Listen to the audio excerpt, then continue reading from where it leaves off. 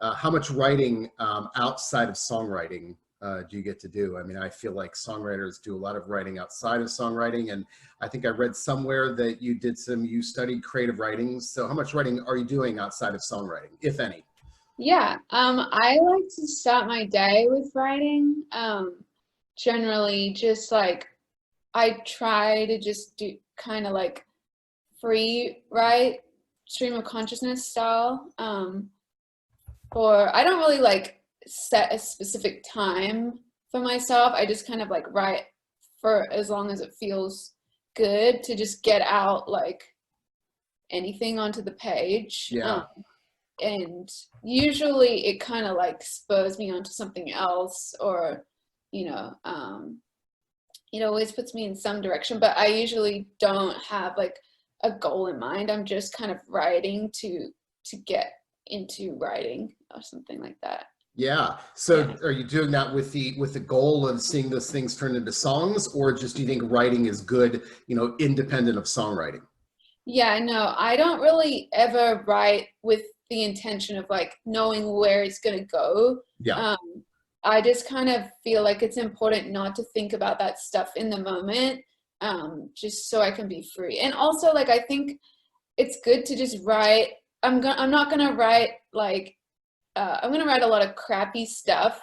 Sure. So I'm not kind of like I'm not putting any pressure on myself to make whatever I write like make it into something else, and that way there's no pressure. So like often I find that like when you don't put any pressure on it, sometimes something really cool happens Yeah. unexpectedly, and then I might use bits and pieces of that for a song, but I never usually go into it with like an intention behind where it's going to go, unless of course it's like for a short story or a narrative, and that's kind of different Sure. story. But with a lot of my stream of consciousness stuff, like no one will see Right. 95% of that, and that's Right. Right. Right. fine with me. Yeah. So, I in the interviews I've done, I found that songwriters are pretty divided among,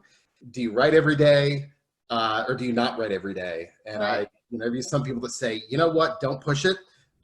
If it comes, it comes. But if it doesn't, no big deal. But some people say, yeah, you've got to treat it with the ritual, with the routine. Mm. So I guess it sounds like you do that every day. So why do you think that is? Why do you think that's important? I think it's just creating a habit, honestly. Because it's funny, like even though I love writing, I find it hard to motivate myself to write. Yeah. It's funny. It's the same with music. I love playing music, but I still find it hard to motivate myself to pick up a guitar for whatever reason. There's a block sometimes. So it's a lot easier if I'm just in the habit of doing it. Then my mind doesn't start to think about all the reasons why I shouldn't do that thing. I just do it automatically. Yeah. But it sounds like it sounds like this is that, I guess that stream of consciousness ritual or that stream of consciousness idea is still part of a ritual. So you're doing this in the morning, and maybe not so much in the afternoon. And I'm all very interested in the idea of ritual, how important rituals are to artists. Again, like some of them say, don't have a ritual, write when it comes to you, Right. don't worry about it. But I will say that as a generalization, that those songwriters, and again, I've interviewed some that have been around, for 40 plus years, those are the people that say, yeah, you've got to do it every day. You've got to make it a habit. Don't wait for inspiration. So how much of ritual, how important is a ritual to your writing process? That's a really interesting question, because I've also really been thinking about rituals a lot lately. Good. Let's talk. Yeah, I feel like rituals are really important. And I'm only just starting to understand that and how helpful they can be to like unblocking things emotionally. Especially with like, this is a little off topic, but like with blocked emotions for me, I struggle to express that, or like sometimes even connect emotions in my body. So I heard about this ritual, which I've just started trying to employ, where you know, if you're stuck in an emotion, like you're angry about something, or you're sad about something, you write it on a piece of paper, like the feeling and why you're feeling it, and then you rip it up and then you throw it away. And like there's something about that ritual of like the physical embodiment of like ripping up the paper and like removing that thing from your environment that has been helping me a lot. And I think in the same way, like rituals with creative practice are also really important to just get you into that mindset, put you in the mood or like the environment, because you do need to be focused. And like for me, especially when I'm doing any activity, I need like hyper focus. I can't even really like listen to music in the background if I'm writing or things like that. So it's important for me to like put away all, you know, computers or social media. I write in a book. It's like just like I'm not picky about my books. But because I go through them so quickly, I end up buying a lot of journals, so I just buy the cheapest ones.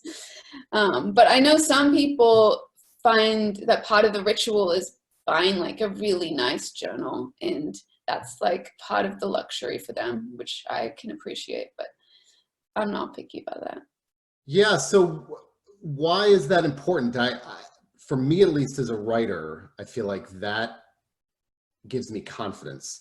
I know that the ritual is that routine makes me feel like, well, I've done this before and it's worked. So that's going to put me in the right. Who knows if that's right? You know, maybe almost borderline superstitious. Yeah. But, you know, but for me, at least, I know that if I'm in the right chair during the time of day, you know, I could tell you stories. John Darnielle from Mountain Goats told me he wrote his last album at the dining room table because that's where the mojo was. I think that's what he told me. You know, I had a songwriter tell me recently that she likes to always write with flowers on the table. For whatever reason, that just, you know, makes her feel like she's more productive. So I do think for me, at least, it's a measure of confidence. But I'm curious. Yeah. So, and speaking of pens and paper, by the way, and I was going to ask you this now, but I'll ask you this now, then I'll follow up with the ritual. But I found that songwriters are amazingly possessive about the type of paper that they use. You say it doesn't matter, but I've had somebody say they have to buy only paper from a certain office supply store. But the bigger thing is the pens. They are obsessive about the brand, the type of ink, and the color. I could do a blog just on pencils. You go through my site, you'll see it. How many of them have to have a certain, because again, I think it's confidence. So, okay. So question one, is there a preferred pen, you know, brand, color, anything like that you tend to work the best with? Honestly, I haven't figured out like my favorite, because I end up just buying whatever pens and just using what's available to me. But I do notice that some pens, which like it's always the pens that I get somehow that I never bought myself, that I'm like, this pen is great, but I don't know how to find it again, you know? You gotta know those things. But I'm honestly not that picky. I'll write with anything. Okay. And same with books. But I think that when people have specific things they like to use, maybe it's like a familiarity thing. Yeah. You know? The familiarity of that favorite thing puts them in that mood. Yeah. And I can understand that. I guess I get like that with certain things. Yeah. I'm trying to think, but I don't think I have that with writing, or like I'm not the kind of person that has to be in a specific place to write. I was going to ask you that. So no, that's not relevant. It doesn't really matter. There's not a certain place in where you live that you are the most effective. Personally, I think it's a little limiting to think of it in that way, and it's just another reason for me to put excuses up to why I can't write today, because I'm not like in the right space. I don't know. I'm trying to like overcome those ideas of like I have to be inspired or motivated, and and kind of like tell myself, no, like I can write at any point if I just get myself to do it. It's just getting yourself to do it. That's the hard part. So Yeah. that's why I find the morning thing, the ritual of a time of the day is helpful to me, because in the when first thing in the morning, I'm not thinking about anything, so it's easy to just have something that I know to do straight away, and I don't have to think about it. It's almost like a good thing that I'm a little like hazy, because my mind's not giving me all these reasons to stop me. Yeah. So morning is the best time that you find that you write the most. Yeah, and I just feel fresh and like Yeah. motivated. I don't know, it's hard. I would say I'm a morning person, but I don't get up early. I Yeah. just find that I'm more like willing to work in the morning than at night. I don't work very well at night. So Now let's define morning, because I've been some songwriters, morning is 7 o'clock. Some of them it's 2 o'clock in the afternoon. So let's talk about what your morning hour is exactly. I would say around 8 to 9. Okay. Yeah. It's been fluctuating a little bit during like quarantine. I've been sleeping in a little bit more because my sleeping patterns have been a little disrupted, and I haven't been sleeping as well. So it depends on like how well I slept, but yeah, usually 8:39 these days. Yeah. You mentioned something earlier about, I think, writing a lot of, crap or garbage. And that's something that a few songwriters have told me. I think Nils Lofgren from Bruce Springsteen's Easter Band, when I interviewed him, I think he mentioned something about that's an important part of his process, is writing a lot of, you got to get through the crap before the good stuff. Yeah. And it sounds like, maybe talk about that. It sounds like that's what tends to work for you as well. Yeah, I think often like writing is a part of the process of just like figuring out my own thoughts, because they're all, jumbled up in my brain. So until I get them out on the page, often I'm not even aware of these unconscious things floating around. So I think for me, the first step is just getting it all on the page, and then, I edit later. But for me, it's important not to edit as I go. Yeah. And yeah, inevitably, a lot of this stuff is going to be nonsense or just like not that interesting. But that's fine. The important part is not to judge that, because there's, oftentimes amongst those paragraphs of nonsense, there's like a little gem in there that you can glean from that. It's about figuring out where those little gems are. Yeah. Do you have those piles of journals somewhere tucked away that, that if the line's not coming to you, or if the song's not working, do you go back to those lines or those phrases that you may have written down? Do you have things like that you go back to, maybe when things aren't, you've got a little, I'm not going to say writer's block, but maybe things are, you get to that rut. Do you have those journals you consult? Generally, I'll just consult from the current journal. Really? Okay. Yeah, I don't typically go back very often. If it's something I'm writing like currently, with music anyway. Yeah. I have a lot of like old poems and stuff. I don't know what I'm gonna do with them, who knows? But yeah, with songs, I generally will just flip through like the current journal because then it keeps it in like whatever I've been feeling lately, and it makes it feel fresh. Yeah. Do you do a lot of writing? I mean, you mentioned poetry. Are you doing kinds of writing? Do you like to write poetry, short stories, other types of, besides songwriting, like to do that too? Yeah, definitely. I grew up writing stories. That was kind of always my thing. And I think I imagine myself first off as a writer, maybe as a novelist or something, before I really thought of myself as a songwriter. So I've been writing stories and poems for a long time, but I'm very picky about, I don't really share that much of it yet. But I do have a little writing group, and we all write together. Yeah. So that's really nice way to share that side of my writing with friends. Yeah. How do you find that experience as a writer outside of songwriting, makes you a better songwriter? So how do you find it being a, short story writer or a poet or anything, or that kind of writing that you do? How do you think that makes you a more effective songwriter? Or how does it maybe that influence your songwriting? Yeah, I think that's a really good question, but I'm not even sure how to answer because I don't really know. Like, I'm sure it definitely influences my songwriting, but I typically keep it pretty separate. Yeah. Like, I don't, up until this point, I haven't employed that much narrative in my songwriting. It's usually pretty personal.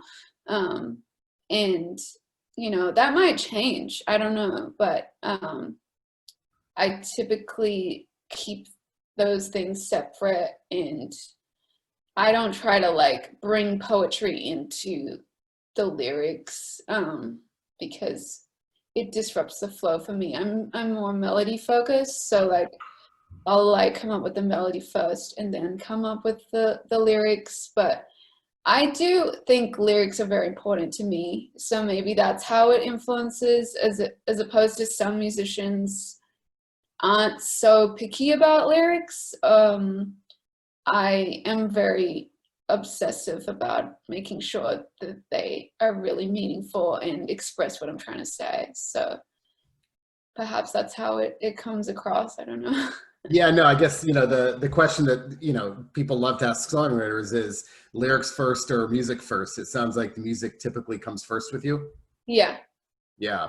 Do you revise a lot of your lyrics? I mean, I think I read someone interview recently that I wrote this down that, you don't want to, you're trying not to linger as much on word choices, I think is what you said, and you used to be a perfectionist or something along those lines. So Yeah. are you doing a lot of, how much revising do you do to your lyrics? A little. Sometimes, it's funny, like sometimes I'll come up with a line just to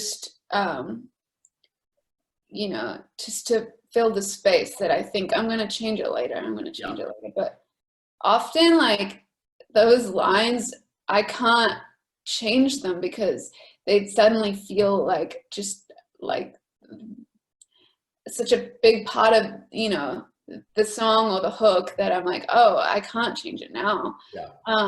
But there were a few changes I made lyrically from the demos to the finished songs on this last album, but it was not significant changes. So most of the time, I do feel like the sentiment that I'm feeling at the time, it's just like how it is. And sometimes if you try and go and change it, like sometimes I have gone back and tried to change lyrics, and then I've been like, no, it was better before. So Yeah. I think there's a limit, and sometimes you just have to let it be and be like, oh, I had it right the first time. That I guess, is there an ideal emotion when you get your best writing done? And maybe that's, I wonder, like if you write something in a certain emotion and go back and you're no longer in that emotion, I would imagine that probably could affect the revision process, if you're no longer in that state. But is there an ideal emotion when you tend to get your best writing done? That's a really good question because I'm not sure, like, when I'm in that reflection time when I'm writing, I guess I will generally be feeling a certain way, but I'm also able to step back and then make changes. Sometimes it's good to come back at it when you're not in that emotion so you can kind of see it more logically. Yeah. Good life lesson, I think, right? Yeah. So yeah, I haven't really thought about that, about the way I'm feeling when I'm writing things. Yeah. Is what was the easiest song? Does one song on the new album stand out as being the easiest to write? Maybe the one that was maybe not, maybe it was the fastest, maybe not necessarily, but does one song stand out as being the one that was just the easiest to write? I would say Five and Dime, probably. Um, for some reason that song, like every element from like the writing to the recording process was just really easy. We recorded it in a day, and it was definitely the fastest song to come together. There wasn't really any changes that needed to be made. It was kind of just like everyone was on a flow. I can't explain. Sometimes you just get into that zone. Yeah. And yeah, and that song is one of my favorites. So. Does one song stand out? Maybe not even on the new album, but the song that was maybe the hardest to write. Maybe was there a song that you wanted to give up on, but you pushed through? Does one song stand out as being the one that was just most difficult for you to write and to finish? I would say to finish, Shaking was the Really? longest, because I went back and made a lot of changes. There was a lot of different versions of it before I was happy. So I don't think that song was difficult to write. Like, honestly, most of the time the songs are easier. Like the writing process, I mean. Yeah. Like, I usually write a song within a day. I don't tend to linger on songs. If I am finding that they're not coming within a day or two, I generally feel like it's not a good song. You know, or I just push it away, and maybe I'll come back to it later, but generally not. Yeah, that song, just for whatever reason, it went through a lot of different iterations before the final one, where I was like, yes, this is the one. But yeah, I don't know. Some songs just take longer to finish than others, and that was that was it. Well, that's kind of unique, because a lot of the response to that question I get is, you know, if things aren't happening, people set it aside, but they do tend to come back to those things later at some point. But it sounds like for you, if I hear you correctly, if things aren't working, that's kind of the sign that maybe it wasn't meant to be. Yeah, often I feel that way. Every so often I try to go back, and I'll be like, oh, there is this song, or maybe there's a section of a song that I really love. Yeah. But I get frustrated. I kind of have a short attention span, and if I get too frustrated with a song that's just not coming together, I'm just like, prefer to just not have to deal with it anymore. Really? Yeah. Yeah. So you don't save those for later on or anything. It's kind of like, yeah, it just wasn't coming. I think in my mind I do say to myself, I'm saving this, but I generally don't come back to it, because then I just want to write a new song. Yeah. And, Yeah. you know, so.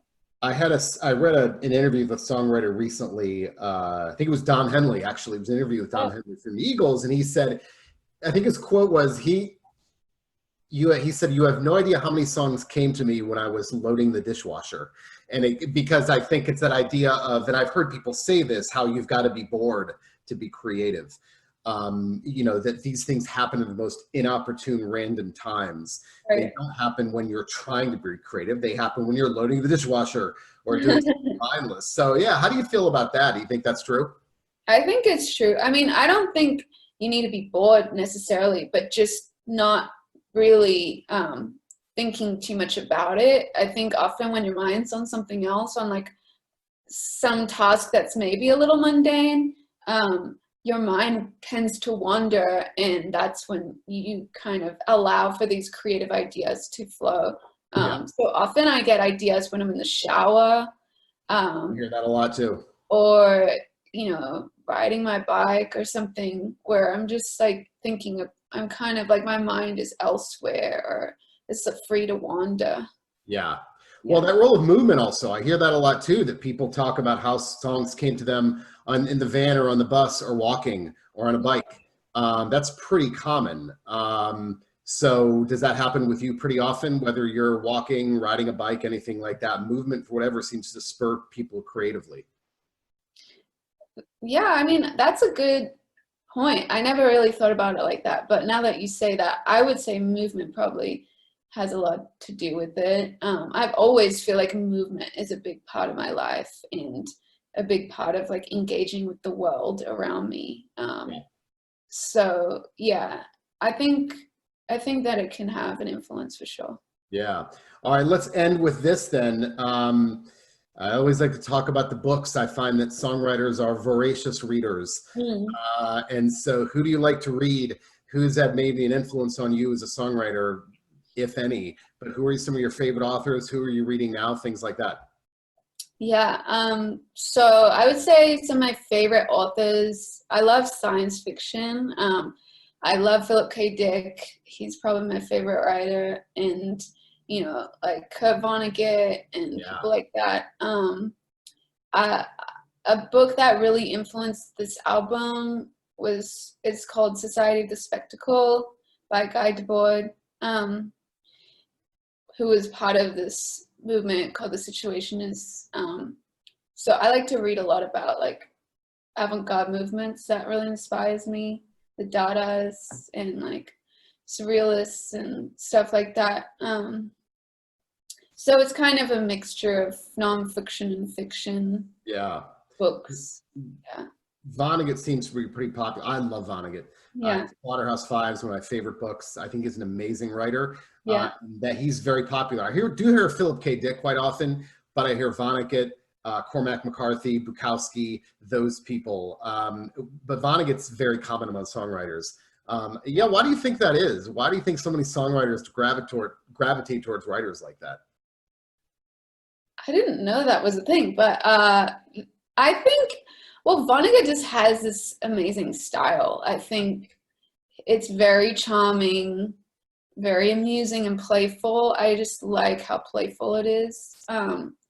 So I wonder if that's part of it. I think he's just a beloved writer, so that's probably part of it too. But yeah, I didn't know that he was a common choice for. Yeah, that's pretty common. I mean, like it's those three. I like Bukowski. I do Philip K. Dick quite often, but Vonnegut, people like that. To me, I think it's the word economy also. There's not the way the sentences are.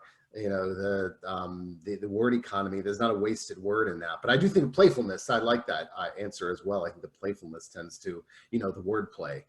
Yeah. And I think he's a fantastic writer. So how did that book you mentioned influence this latest album then? Yeah, so the book was written in the 60s, and it feels very ahead of its time. And when I came back to this book that I had started reading when I was in my last year of university working on my thesis, and something just reminded me of this book, and I was like, I want to reread it again. And it hit even harder this time because it basically talks about the idea of the spectacle, which is this concept talking about like society as a means of appearances instead of like real lived experiences. So it really made me think of the internet a lot, and how we're constantly projecting ideas of ourselves on the screen. Yeah. And it feels quite disconnected from how we really live our lives often. And I was feeling a lot of things to do with this, a lot of anxiety from that kind of disconnected feeling, and just kind of like trying to get back to like, how can I live my life in a more meaningful and connected way. And yeah, I think it just like really hit me. Yeah. Yeah, and especially now, it's even harder to kind of like disconnect from screens, and I have to kind of make rules for myself about how much time I spend online. Yeah. Yeah. Are you reading books are you reading anything right now, or do you have a book you're reading right now? I'm reading And Then There Were None by Agatha Christie. Oh, okay. Yeah, because I started like a book club with some of my friends, and I didn't even realize this book was really popular, and I'd never read it before, and I was just curious, so I thought it would be a good starting point.